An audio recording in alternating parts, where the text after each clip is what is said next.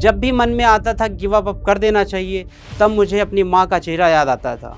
अपने पिताजी जो मेरे ईंट भट्टे पे मजदूरी किया करते थे, उनका संघर्ष याद आता था। उस मोमेंट पे डिसाइड करता हूँ कि अब मेरा जो लक्ष्य होगा, एकमात्र लक्ष्य होगा, वो सिविल सर्विसेज का ही होगा और मुझे बनना आईएएस है। गाँव में मेरे पास ना कोचिंग था, ना कोई गाइडेंस था, ना कोई मेंटर था।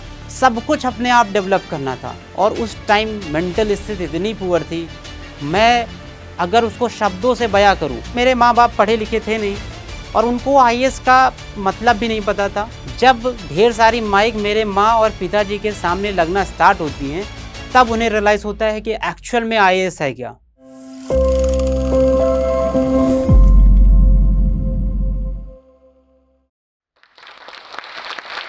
नमस्ते दोस्तों, मेरा नाम विमल कुमार है। मैंने इस वर्ष सिविल सेवा की परीक्षा में 107वीं रैंक हासिल की है। मैं एक बहुत साधारण से छोटे से गांव जो रायबरेली के डिस्ट्रिक्ट हेडक्वार्टर से 26 किलोमीटर दूर था, वहां पैदा हुआ होता हूं। मेरे पिताजी एक किसान थे और ईंट भट्टे पे मजदूरी भी किया करते थे और मेरी माँ बाबूजी दोनों लोग अशिक्षित थे। उन्होंने कभी भी स्कूल का स्कूल की शक्ल नहीं देखी थी। ये जो चीज़ें थीं, ये कहीं न कहीं इन्फीरियॉरिटी कॉम्प्लेक्स का पार्ट थी। इसमें यही नहीं, मेरा जो गाँव था वो रिमोट लोकेशंस पे था, वहाँ पर बेसिक सर्विसेज़ पहुँचना भी बहुत मुश्किल था। जब मैं आईआईटी में पहुँचता हूँ, तब मुझे रियलाइज़ होता है कि जो लोग यहाँ पर आए थे, वो टोटली डिफरेंट थे। ये ऐसा था कि मैं नदी के विपरीत दिशा में तैर रहा हुआ होता हूँ और ये चैलेंजिंग था। आईआईटी जाना मेरा सपना था, मैं वहाँ पहुँचा भी था। लेकिन जो इन्फीरियॉरिटी कॉम्प्लेक्स था, ये ओरिजिनेट होता है मेरे घर की परिस्थितियों से। घर की परिस्थितियाँ ऐसी थी, इकोनॉमिकली जैसे मेरे माँ-बाप जो अर्न करते थे बहुत कम होता था। उससे घर का गुज़ारा चलाना भी मुश्किल होता था और वहीं पर आईआईटी जैसे संस्थान पे पढ़ना, वहाँ इतना पैसा लगने वाला था और ये चैलेंज मेरे लिए इतना ज़्यादा था। मैं फर्स्ट ईयर में, मुझे आज भी याद है, मैं सोचा करता था कि पैसे कैसे इकट्ठे करूँगा? कहाँ से पैसे आएँगे कि मैं अपना एजुकेशन फर्दर कैरी कर पाऊँगा? लेकिन वही होता है ना कि जब आप मेहनत करने के लिए आगे बढ़ते हो, तो कहीं न कहीं से रास्ता खुल जाता है। तो मुझे सबसे पहली शुरुआत होती है मेरे रास्ते की, मुझे सैमसंग स्टार स्कॉलरशिप मिलता है, जो कि ऐसा स्कॉलरशिप था जो मेरा बीटेक पार कराने वाला था। लेकिन यहाँ जस्ट स्कॉलरशिप से मेरी समस्याओं का हल नहीं निकलने वाला था। मैं जब दिल्ली पहुँचा था तो देखता था कि लोग जो यहाँ पर कॉलेज में थे, जो पढ़ाई कर रहे थे, वो लोग साधारण परिवार से नहीं थे। उनका रहन-सहन, अच्छे-अच्छे कपड़े पहनने का ढंग, सारा चीज़ डिफरेंट था और मेरा जो ढंग था वो थोड़ा ग्रामीण परिदृश्य से आता था। जब भी मन में आता था गिव अप कर देना चाहिए, तब मुझे अपनी माँ का चेहरा याद आता था। अपने पिताजी जो मेरे ईंट भट्टे पे मज़दूरी किया करते थे, उनका संघर्ष याद आता था। उन्होंने अपनी पूरी ज़िंदगी झोंक दी हम बच्चों की पढ़ाई-लिखाई में। धीरे-धीरे मेरी जो एकेडमिक स्थिति काफ़ी पुअर हो चुकी थी, 3rd ईयर तक आते-आते धीरे-धीरे इम्प्रूव होती है और मैं धीरे-धीरे कोर्सेज़ पार करने लगता हूँ। लेकिन अब चैलेंज जो आता है कि अब मुझे करना क्या है? कॉलेज के इंटर्नशिप और प्लेसमेंट का सीज़न स्टार्ट होने वाला था। फिर मैं अपनी जर्नी में फ्लैशबैक में जाता हूँ। एक दिन बैठकर अपने रूम में ही सोच रहा होता हूँ और तभी मेरे अंदर एक ख़्याल आता है कि जब मैं नवोदय विद्यालय रायबरेली में था, तभी वहाँ पर एक दीवार पर पेंटिंग हुआ करती थी, जिसमें क्या था कि ढेर सारी सीढ़ियाँ थी और हर सीढ़ी पे एक इंजीनियर था, कोई डॉक्टर था और कोई आईपीएस था और सबसे टॉप सीढ़ी पे एक आईएएस था और मैं तभी उस मोमेंट पे डिसाइड करता हूँ कि अब मेरा जो लक्ष्य होगा, एकमात्र लक्ष्य होगा, वो सिविल सर्विसेज का ही होगा और मुझे बनना आईएएस है। अब 3rd ईयर खत्म होता है, उसी टाइम कोविड का टाइम आ जाता है। कोविड-19 का टाइम था, 14 मार्च को कॉलेज आईआईटी दिल्ली बंद हो गया था। अब मैं अपने घर पहुँच चुका था, 2020 का टाइम चल रहा है और उस टाइम मेरा जो लक्ष्य था सिविल सर्विसेज के प्रति, मैं अट्रैक्ट हो चुका था। हमेशा से जब मैंने कॉलेज में एंट्री की थी तो ऐसा था कि मुझे जॉब लेनी है और फैमिली की जो कंडीशन है उसको, अपनी परिवार को गरीबी से निकालना है। लेकिन जो मेरा लक्ष्य था वो कभी भी कॉर्पोरेट का था ही नहीं, क्योंकि जो बचपन से मैं जीता आया था, चाहे वो ग्रामीण परिदृश्य हो, चाहे मैं किसी गवर्नमेंट ऑफिस में जाता था तो चीज़ें देखता था कैसे एक गरीब आदमी सफ़र करता है। जब वो तहसील में जाता है तो छोटे से डॉक्यूमेंट बनाने के लिए उसे कुछ पता नहीं होता है, वो भटकता रहता है इधर-उधर। तो वैसी परिस्थितियाँ मैं अपने आप खुद जिया था। मैंने देखी थी गाँव की गरीबी, मैंने गाँव में शिक्षा देखी थी और ये सारी चीज़ें मुझे पता था कॉर्पोरेट में मैं कभी पूरा नहीं कर पाऊँगा। अब 1 साल कॉलेज का बाकी था, आखिरी साल था और जब बीटेक कंप्लीट होता है तो अब प्रीलिम्स जो था लगभग 4 महीने दूर था। अब समस्या ये थी कि मेरे पास गाँव में रिसोर्सेज़ नहीं थे और अब मैं यहाँ गाँव में रहकर सिविल सेवा की तैयारी करने वाला था। तो जो बेसिक किताबें थी मैं रायबरेली शहर जाके उनको खरीद के लाया और मैं अब पढ़ना स्टार्ट करता हूँ यूपीएससी के लिए। लेकिन समस्या ये थी कि मैं एक टेक्निकल बंदा था, लेकिन सिविल सेवा की परीक्षा एक ऐसा था ह्यूमैनिटी का था और यहाँ पर हमें स्किल ऐसी चाहिए थी जो इंजीनियरिंग के एप्टीट्यूड से काफ़ी विपरीत थी।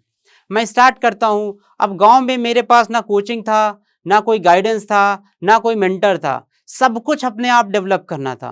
तो ये चैलेंज मुझे उतना रियलाइज़ नहीं हो रहा था कि कितना बड़ा चैलेंज होने वाला है फ्यूचर में। मैं काफ़ी जोश था, मैं जोशो-खरोश में घुस जाता हूँ सिविल सेवा की परीक्षा में।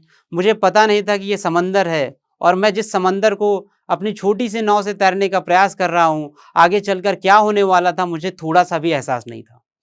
पहला अटेम्प्ट आता है प्रीलिम्स का। मैं प्रीलिम्स पेपर स्टार्ट करता हूँ, जीएस 1 बड़े अच्छे से करता हूँ, काफ़ी जोश रहता है। लगता है इसी बार सिविल सेवा का परीक्षा निकलेगा और मैं आईएएस बन जाऊँगा। घर आता हूँ, चेक करता हूँ, रात का टाइम होता है 9-10 बजे और 40 मिस्टेक प्रीलिम्स के पेपर में निकलती हैं। 91 क्वेश्चन में 40 मिस्टेक होना दैट मीन्स कि इंसान जो है प्रीलिम्स से बाहर था। लेकिन कहीं न कहीं होप था कि समहाउ क्या पता 1-2 क्वेश्चन सही हो जाएँ और मेरा सिलेक्शन हो जाए। प्रीलिम्स के एग्ज़ाम के बाद जो रिज़ल्ट का फ़ेज़ होता है 15 दिन लगभग होते हैं। ये 15 दिन एक सिविल सेवा के परीक्षा की जो तैयारी कर रहे एस्पिरेंट हैं, उनके लिए मोस्ट चैलेंजिंग टाइम होता है। अब रिज़ल्ट का दिन आता है, प्रीलिम्स का 2021 का रिज़ल्ट आता है। इस बार रात के 8 बजे रिज़ल्ट आया हुआ होता है और मैं अपना रोल नंबर बार-बार डाल रहा होता हूँ, लेकिन कहीं भी नाम दिखाई नहीं दे रहा होता है और ये बहुत बड़ा सेटबैक था। ज़िंदगी में पहली बार मैं पहली फेल्योर किया था और वो भी ये फेल्योर ऐसा था कि रात के 9 बज चुके थे, मैं किसी को बता नहीं सकता था कि मेरा क्या हुआ है। मैं निष्कर्ष निकाला कि आज तक मैंने शायद प्री की जो तैयारी की थी, किसी कोचिंग के टेस्ट पेपर लगाए थे, जो लाभदायी नहीं थे। मुझे जाना था प्रीवियस ईयर क्वेश्चन पेपर पे, जो इस एग्ज़ाम के लिए मूल मंत्र है। मैं तैयारी स्टार्ट करता हूँ, 2022 के प्री से पहले बहुत मेहनत करता हूँ, रात-दिन एक कर देता हूँ, रिज़ल्ट आता है, प्री निकल जाता है। फिर मैं मेंस के लिए लगता हूँ। अब मेंस के लिए जो असली चैलेंज थे, अब स्टार्ट होने वाले थे। मैं मेंस का लिखने का उतना ज़्यादा आदी नहीं था। अब यहाँ आंसर राइटिंग करना था। मैं धीरे-धीरे स्टार्ट करता हूँ करना। अब चैलेंज ये था कि मेरे आंसर उतने अच्छे आ नहीं रहे थे। मेरे पास ना प्रिंट आउट कराने के लिए कोई यहाँ पर रिसोर्सेज़ थे। घर में मेरे इलाके में प्रिंट आउट का कॉस्ट लगभग था ₹10। अगर मैं 1 पेज प्रिंट आउट कराता तो ₹10 जाने वाला था। तो डेली में इसका कॉस्ट लगभग ₹1 के आसपास है।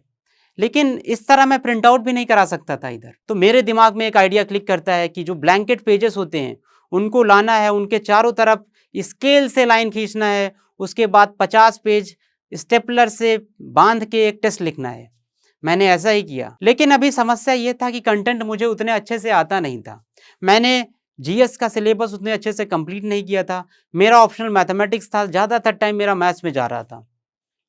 मैं एग्ज़ामिनेशन सेंटर जाता हूँ और कहीं न कहीं जब मैं मैथ्स का पेपर लिख रहा था 1 और 2, जब पेपर 1 मैं लिखता हूँ, तब मुझे रियलाइज़ होता है कि मेरा पेन चल ही नहीं रहा है। मुझे क्वेश्चन आ ही नहीं रहे हैं। मैथ ऑप्शनल एक ऐसा ऑप्शनल है जिसमें सिर्फ़ आप थियरी पढ़ के क्वेश्चन सॉल्व नहीं कर सकते। मेरे साथ ऐसा था कि मेरी जो मैथ्स की तैयारी थी, मैं आईआईटी जेईई एडवांस के टाइम जो सोचता था कि एक थियरी पढ़ लेना है, उसकी बदौलत सारे क्वेश्चन बना लेने हैं। लेकिन ऐसा हो नहीं रहा था यहाँ पर। कहीं न कहीं दिल में था कि यार इस बार गड़बड़ हो रहा है। मैं फ़ील कर रहा था कि मेरा जो पूरा साल था, मेरी जो पूरी मेहनत थी पूरे साल की वो गायब थी। जो मैंने प्रीलिम्स निकाला था मेहनत करके, मुझे अगला प्रीलिम्स दिख रहा था कि मैं अगले प्रीलिम्स में जाने वाला हूँ। 2022 का मेंस का रिज़ल्ट नवंबर 25 को पहली बार माहौल बनने लगता है कि रिज़ल्ट आने वाला है और उस टाइम मेंटल स्थिति इतनी पुअर थी, मैं अगर उसको शब्दों से बयाँ करूँ, तो अगर एक इंसान अपने हाथ में आग रख ले और वो जो दर्द होता है वो मेंटली मैं फील कर रहा था। रोज समझ में नहीं आता था कि पता नहीं होगा कि नहीं। डेली मैं अपना कैलकुलेटर उठाता था मोबाइल का, 100 बार मार्क्स कैलकुलेट करता था कि जीएस में इतने बनेंगे, एसए में इतना मिलेगा, ऑप्शनल में इतना मिलेगा, तो सम हाउ कट ऑफ हर बार मैं पार कराता था। लेकिन वो दिन आ गया था, रिजल्ट वाला, मेंस का रिजल्ट आने वाला था।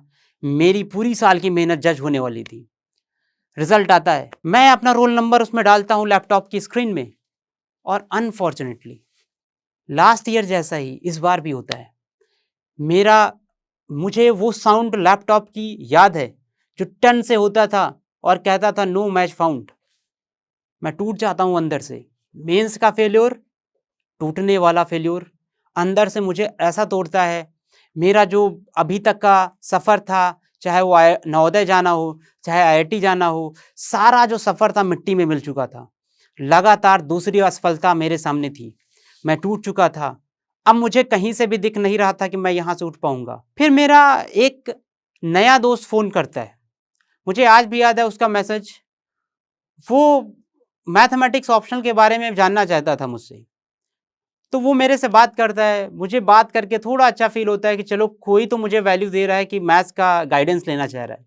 हालाँकि मैंने फ़ेल किया था, बट कहीं न कहीं होता है कि कोई अगर कुछ पूछने लगता है तो अच्छा लगता है खुद को कि हाँ, कुछ तो वैल्यू है। होता क्या है, उस दोस्त की वजह से मेरा थोड़ा-सा कॉन्फिडेंस बढ़ता है। और फिर मैं देख पा रहा होता हूँ मेरी सारी गलतियाँ। मैं पाता हूँ कि जो गलती मैं प्रीलिम्स में कर रहा था 2021 में, सेम गलती मैं मेंस 2022 में किया था। लेकिन समस्या ये थी कि ये सारी गलतियाँ मुझे एक असफलता के बाद ही रियलाइज़ होती थी, क्योंकि कोई बताने वाला था नहीं। मुझे कोई गाइड करने वाला नहीं था कि कोई बताता कि कैसे करना है, क्या गलतियाँ नहीं करनी है।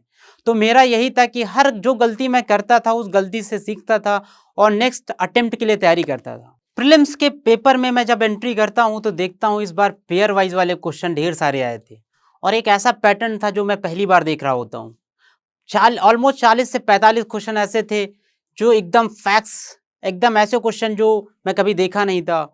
और जब पेपर मैं कर रहा होता हूं तो क्या लग रहा होता है अंदर से कि शायद ना हो इस बार। लेकिन फिर सीसैट का पेपर आता है, और 2023 का जो सीसैट का पेपर था, one of the toughest paper in the history of UPSC था। और यही चीज़ सही थी जीएस 1 पेपर के लिए भी। और प्रीलिम्स का रिजल्ट का टाइम वही 15 दिन होता था। मैं वेट कर रहा था 15, जिस दिन रिजल्ट आता है मुझे डेट याद है। और रिजल्ट के एक दिन पहले मेरे बाबा जी की तबीयत बहुत ख़राब थी और मेरे बाबा जी की डेथ हो जाती है। मैं अंदर से टूट जाता हूँ। मैं समझ नहीं आ रहा होता हूँ कि ये कैसे मैं इस चीज़ को बर्दाश्त करूँ। वो बाबा जी जिनकी कहानियाँ सुनकर मैं बड़ा हुआ था, जिनकी कहानियों से मैंने सीखा था ज़िंदगी क्या होती है, जिनकी कहानियों ने मुझे काबिल इंसान बनाया था, जिनकी कहानियाँ ही थीं, जिन्होंने शायद मुझे नवोदय और आईआईटी जैसे सपने दिए थे। और मैं उनके सामने अभी कुछ नहीं कर पाया था और वो चले गए थे। अब ये प्रीलिम्स और मेंस के टाइम, बीच का टाइम है, बहुत क्रूशियल होता है। जिस टाइम मुझे पढ़ना था उस टाइम मैं इमोशनल टर्मोइल में जी रहा था। मैं अपने आप को रिकंसाइल करता हूँ कि बाबा जी का एज काफ़ी था। तो ये एक इमोशनल एलिमेंट था जो मेरे जीवन के पार्ट बन चुका था। और बाबा जी के ना रहने की वजह से हुआ क्या कि मैं मेंस में उतना ज़्यादा फोकस कर नहीं पा रहा था। हालाँकि समहाउ थोड़ा-थोड़ा तैयार करता हूँ। आता है मेंस का टाइम, मैं एसए का पेपर दे रहा होता हूँ। तभी मुझे रियलाइज़ होता है कि मैं जो लिख रहा हूँ मुझे खुद नहीं पता कि लिख क्या रहा था। क्योंकि मेरे माइंड में ऐसी बहुत सारी चीज़ें चल रही थी। 2023 का मेंस एसए का पेपर जो मेरे लिए बहुत क्रूशियल था। एसए का पेपर होता है, लैंग्वेज पेपर होता है। लैंग्वेज पेपर देने के बाद अगले दिन मैथमेटिक्स के लिए गेट पर, जो परीक्षा भवन था उसके गेट पर खड़ा होता हूँ। फिर वहीं पर देखता हूँ कि जैसे एंट्री कर रहा था कुछ मुझे छींकें आना स्टार्ट हो जाती हैं, और मेरी जो छींकें थी बंद नहीं हो रही थी। और धीरे-धीरे माइंड में जो बुखार सा आने लगा था। असल में होता क्या है, जब मैथमेटिक्स जैसे पेपर को आप करते हो तो आपका माइंड एकदम कूल एंड काम होना चाहिए। और कहीं न कहीं पिछली बार मेंस का जो मैंने फेल किया था डर, वही डर आने लगता है। मैं पेपर 2 में गया, वही चीज़ थी, कंडीशन खराब हो रही थी, बुखार आ रहा था, छींकें आ रही थी। पेपर 2 कंप्लीट करता हूँ। घर के लिए बस से रवाना होता हूँ। बस में मुझे बहुत तगड़ा बुखार हो चुका था। घर वाले बिना प्रिस्क्रिप्शन वाली दवाइयाँ मुझे ऑफ़र कर देते हैं। वो बुखार धीरे-धीरे इम्प्रूव होता है, लेकिन कहीं न कहीं वो अंदर से बुखार रहता था। और ये जो बुखार था, ये धीरे-धीरे मुझे पता चला कि ये बुखार सिंपल बुखार नहीं है, ये टाइफाइड था और सीवियर टाइफाइड के फॉर्म में बदल चुका था। इसी बीच इंडियन फॉरेस्ट सर्विस का मेरा मेंस था, जो कि 26 नवंबर से स्टार्ट होना था। मैं, क्योंकि घर की स्थितियाँ बहुत अलग थी और मैं अभी जॉब नहीं कर रहा था, कॉलेज पास आउट के 2 साल हो चुके थे और मेरे पास आज तक मैंने अभी तक कुछ अर्न नहीं किया था। तो मैं डिसाइड करता हूँ कि चाहे कितनी भी बीमारी हो, मैं जाऊँगा और इंडियन फॉरेस्ट सर्विस का मेंस दूँगा। हुआ ये कि Indian Forest Service mains complete करता हूँ और मेरे घर वाले मुझे अस्पताल में एडमिट कर देते हैं। घर आता हूँ अस्पताल से, घर 1 दिन बाद 6 दिसंबर को घर आता हूँ, 7 दिसंबर का वेट करता हूँ, 8 दिसंबर को रिजल्ट आने वाला था और 8 दिसंबर के शाम 4 बजे खेत में मोबाइल में टेलीग्राम में नोटिफिकेशन आता है कि सिविल सर्विसेज मेंस 2023 का रिजल्ट आ चुका है। मैं पीडीएफ ओपन करता हूँ, अपना रोल नंबर डालता हूँ, लेकिन उसमें नो मैच फाउंड दिख रहा था। मैं कई बार प्रयास करता हूँ, देखता हूँ, फिर मेरा सिलेक्शन नहीं हुआ है। फिर वही सारी यादें जो 2021 की थी, 2022 की थी, 2023 में ताज़ा हो चुकी थी। अब मेरे अंदर साहस नहीं था। मेरा बुखार जो था वो कंटिन्यू रहता है, लगातार 6 महीने तक मैं दवाई खाने वाला था। मैं दवाई खाता हूँ, ये पेन इतना पेनफुल टाइम था कि मैं सोचता था कि क्या होगा। मुझे नहीं पता था यूपीएससी में मैं कर पाऊंगा, दोबारा एग्जाम दूंगा कि नहीं। मैं ऑलमोस्ट गिव अप करने वाला था। तभी मुझे याद है 12 जनवरी का टाइम होता है, शाम का टाइम, और रिजल्ट आता है इंडियन फॉरेस्ट सर्विस मेंस 2023 का, और उसमें मैं अपना रोल नंबर डालता हूँ। सेम रोल नंबर जो यूपीएससी सिविल सर्विसेज मेंस 2023 का था, सेम रोल नंबर फॉरेस्ट में भी था, और उसमें वो रोल नंबर मुझे आज भी याद है, उस पीडीएफ में दिखता है। और मैं अब यूपीएससी भवन जाके इंटरव्यू देने वाला था। मेरी लाइफ का पहला इंटरव्यू इंडियन फॉरेस्ट सर्विस का इंटरव्यू था, और कहीं ना कहीं ये जो लोवेस्ट फेज था, one of the lowest time मेरी लाइफ में आया था, और ये इंडियन फॉरेस्ट सर्विस के जो रिजल्ट था, इसने मुझे लिफ्ट किया था। अब मेरे अंदर थोड़ा सा बिलीव डेवलप हुआ कि मैं कर सकता हूँ कुछ।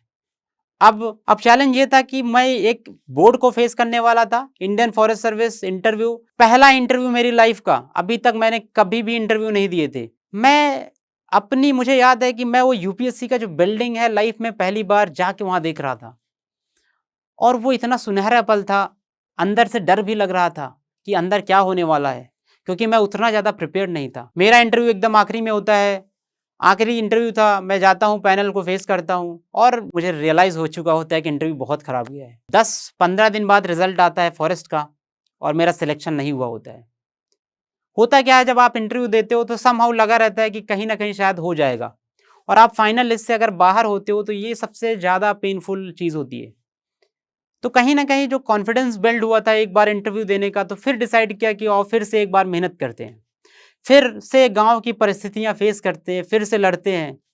फिर मैं यूपीएससी प्रीलिम्स 2024 की तैयारी में लग जाता हूं। 2024 में मैं मेंस देने पहुंचा। अब मेंस का रिजल्ट का टाइम होता है 2024 का, और फॉर्चुनेटली इस बार मेरा लिस्ट में नाम होता है। और मुझे वो पल आज भी याद है, शाम का टाइम था, मैं अपनी माँ को बताता हूँ कि मेरा सिलेक्शन अगले स्टेज में हो चुका है। और मैं उस टाइम रोया, बहुत रोया। मम्मी रोई, मेरे भैया रोए, सारे लोग घर के रोए, क्योंकि वो मोमेंट उन्हें पता था कि last year exactly same date को ये इंसान बेड पर था, जब पूरी फैमिली उसकी सेवा कर रही थी। पता नहीं था इसका हेल्थ इंप्रूव होगा कि नहीं, लेकिन आज वही इंसान यूपीएससी सिविल सर्विसेज का इंटरव्यू देने वाला था। और अब मुझे डर लग रहा था। आज तक मैं कभी ज़्यादा डरा नहीं, लेकिन अभी डर इसलिए लग रहा था कि लोगों की एक्सपेक्टेशन थी। मैं इंटरव्यू देने पहुंचता हूं, और दिक्कत ये थी कि मेरा जो नेचर था वो थोड़ा ब्लंट था, और मैं कभी कभी जो सही गलत चीज़ें होती हैं, मैं उनको अपने तरीके से सही चीज़ बोलता हूँ। हो सकता है सामने वाला गलत हो तो मैं उसे गलत भी बोल देता हूँ। होता यही है कि जो सामने बोर्ड में एक मेंबर बैठे होते हैं, उनको मैं करेक्ट कर देता हूँ कुछ चीज़ों पे। और फिर क्या होना था, मुझे पता था कि अब मेरा इंटरव्यू खराब गया है और वो नंबर कम देने वाले। मैंने उन्हें वहाँ बोर्ड में करेक्ट किया है, अब वो मुझे यूपीएससी जर्नी में करेक्ट करने वाले थे। और इंटरव्यू का रिजल्ट आता है, मुझे वो दिन याद है अच्छे से। और रात दिन के 2 बजे थे, और मैं अपना नाम उस पीडीएफ में ढूंढ रहा था, और एक अंदर से चुभन थी, पूरा दिल टूट चुका था क्योंकि नाम दिख नहीं रहा था। मेरे एक दोस्त का सिलेक्शन हुआ था, मेरा नाम कहीं भी नहीं था। मैं कई बार देखा, 15 बार देखा, 20 बार देखा, जब तक देखते रहा, जब तक मुझे कहीं न कहीं हल्का-सा यकीन नहीं हो गया कि मेरा नहीं हुआ है। मुझे वो इमोशनल पल आज भी अच्छे से याद है। मैं रोए ही जा रहा था, कंटिन्यूअसली रोता रहा। 2-3 दिन लगातार मैं रोया उस बार, और घर में उस टाइम शादी का माहौल था। फिर मैं डिसाइड करता हूँ कि शादी के तुरंत बाद मैं यहाँ स्टे नहीं कर सकता, क्योंकि मैंने घर से रह के, गाँव में रह के, जहाँ पर मेरे रूम्स के बाहर 2-4 भैंसें बंधी हुई हैं, बकरियों की आवाज़ आ रही है, घर में लाइट नहीं आ रही है, 3-3 दिन तक लाइट गायब रहता था, पड़ोस का ट्रांसफार्मर फूँक जाता था। उस टाइम मेंस की तैयारी मैं करता था। मैं उस गाँव में पढ़कर यूपीएससी सिविल सर्विसेज 2024 के इंटरव्यू में अपीयर हुआ होता हूँ। तो ये जो एग्जाम्पल प्रूव करने का था, मैं कर चुका था। अभी मेरे सामने कुछ प्रूव करने का नहीं था। मेरा इन्फीरियॉरिटी कॉम्प्लेक्स अब यहाँ से गायब होता है। मैं अपनी पर्सनैलिटी को फुली एम्ब्रेस करता हूँ। मैं समझ चुका था मैं ओरिजिनल सेल्फ में हूँ क्या। तो यही होता है कि मैं 2024 फेल करने के बाद 7 मई को लखनऊ चला जाता हूँ। लखनऊ में एक भागीदारी भवन नाम की संस्था है गवर्नमेंट ऑफ उत्तर प्रदेश की। वो लोग मुझे खाने के लिए और लाइब्रेरी और रहने के लिए रूम प्रोवाइड कर रहे थे। मैं 4 महीने वहाँ स्टे करता हूँ, मेंस देता हूँ, प्री देता हूँ। मेरा इस बार मेंस क्वालिफाई हो चुका था। 2025 का इंटरव्यू के लिए जाता हूँ, फिर से वो सेम ही यूपीएससी भवन था। 2 बार ऑलरेडी उसके दरवाजे में खटखटा चुका था। तीसरी बार अपीयर होता हूँ। मेरे सूट के बारे में डिस्कशन स्टार्ट होता है। अब मैं कपड़ों के लेके अनकंफर्टेबल था, और वो कपड़ों के बारे में ही बात कर रहे थे, लेकिन समहाउ मैं मैनेज करता हूँ। अब बेसिकली मैं अंदर से डरा हुआ था। रिजल्ट का दिन आता है, मुझे याद है दिन के 1:30 बजे थे। अपनी एक फ्रेंड से बात कर रहा था, तभी वो बोलती है कि तुम्हारा 107 रैंक आ गया है। ये वर्ड जो थे उसके मुंह से निकले थे, और ऐसे थे कि मुझे लगा कि शायद मजाक चल रहा है। मुझे रियलाइज नहीं हुआ कि सच में आ गया। मैंने पूछा क्या सच में आ गया? तो वो दोबारा रिपीट करती है। फिर मैं टेलीग्राम पे जाता हूँ, फटाफट देखता हूँ, 2-3 पीडीएफ खुलता हूँ, देखता हूँ कि आया कि नहीं। देखा 107 पे मेरा दिख रहा था। मुझे लगा ये कहीं फेक पीडीएफ तो नहीं है। फिर मैं यूपीएससी की वेबसाइट पे जाता हूँ, डाउनलोड करता हूँ, देखता हूँ। मेरे अंदर एक इमोशनल टर्मोइल था। ऐसे लग रहा था सारे इमोशंस ऊपर आ रहे हैं। मम्मी को बताता हूँ कि मेरा सिलेक्शन हो गया है आईएएस में। तो मम्मी पूछती हैं आईएएस कौन सा एग्जाम है, कौन सा दे रहे थे? तो ये ऐसी बात थी कि मेरे माँ बाप पढ़े लिखे थे नहीं, और उनको आईएएस का मतलब भी नहीं पता था। मतलब इनके लिए बहुत नॉर्मल बात थी कि कुछ हुआ ही नहीं है। उनको लगा शायद कोई नौकरी मिल गई है। जब ढेर सारी माइक मेरे माँ और पिताजी के सामने लगना स्टार्ट होती हैं, तब उन्हें रियलाइज होता है कि एक्चुअल में आईएएस है क्या। तब मुझे एक अजीब सा खुशी होता है। मैं अपने माँ बाप के चेहरे पे वो चमक देख रहा होता हूँ। मेरा यूपीएससी का सफ़र 5 वर्षों तक रहा। मैं 4 बार लगातार असफल हुआ, और सबसे बड़ी असफलता 2024 जब 12 मार्क्स से मेरा फाइनल सिलेक्शन रुक जाता है। और इन असफलताओं पे मुझे कुछ पंक्तियाँ याद आती हैं। मैं बोलना चाहूँगा, झूठ होगा कहना कि मैं उदास नहीं था, मुझको मिली असफलताओं से मैं निराश नहीं था, उठूँगा फिर से कि ये लड़ाई जारी रहेगी, मेरी आशाएं मेरी निराशाओं पे भारी पड़ेंगी। थैंक यू टू जोश talk for providing me this platform. मुझे लगता है कि इस प्लेटफॉर्म के माध्यम से मैं अपनी स्टोरी साझा कर पाया, और ये मेरी स्टोरी जो है, मैं चाहता हूँ कि लोगों को मोटिवेट करे और इंस्पायर करे अपने सपनों को अचीव करने में।